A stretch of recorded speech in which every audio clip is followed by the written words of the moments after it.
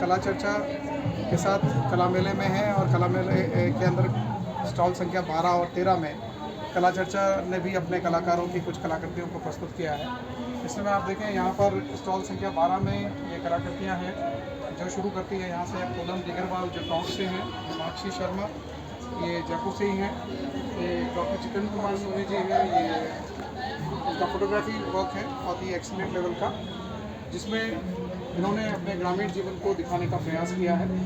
वहीं ये संजय कांति सेठ जो मुंबई से हमारे आर्टिस्ट हैं एंड फोटोग्राफर है, उनका वर्क है। फिर यहाँ ये मेरे खुद के भी वर्क हैं जो कि फोटोग्राफी में है। फिर यहाँ मध्य में ये जो कैनवास आप देख रहे हैं ये एक एक्सपेरिमेंटल अप्रोच है श्रीमती भावना सक्सेना जी का।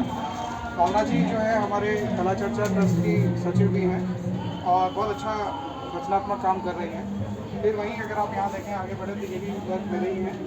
फिर यहाँ कैनवास पर अगर आते हैं तो ये वाटर कलर स्टाइल में एक्रिलिक ऑन कैनवास है और ये acrylic on canvas doctor Annapurna Shukla जो पूर्व में वनस्थली विद्यापीठ की लेक्चरर रही हुई है और उनका वर्क है।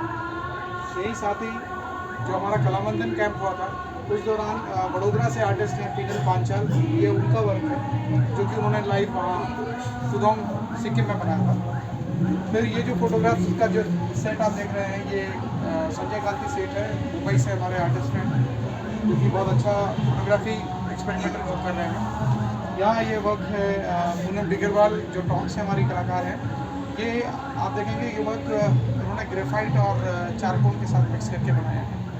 तो इस तरह से इस स्टॉल संख्या 12 में ये कुछ वर्क आपके हमारे टीम से जुड़े हुए कलाकारों के हैं। चलिए मैं आपको स्टॉल संख्या 13 की श्रद्धेय श्री अजीत वर्मा जी जो आप स्वयं भी हमारे बीच आए हुए हैं।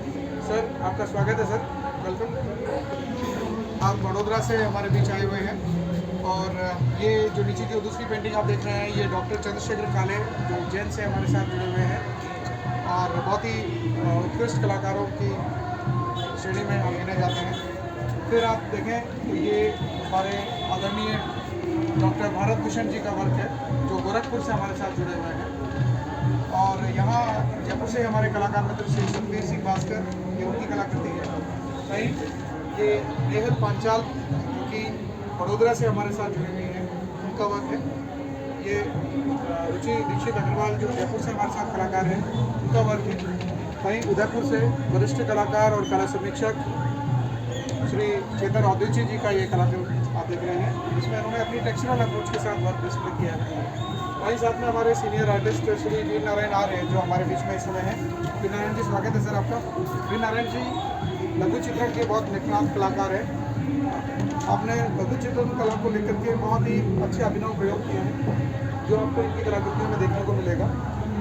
ये कलाकृति जो है आपने अभिज्ञान शाकुंतलम के आधारित बनाई है, हाँ रघुवंशम पर बनाई है। तो ये विद्युत सर के श्लोक के साथ में चित्रित किया गया है।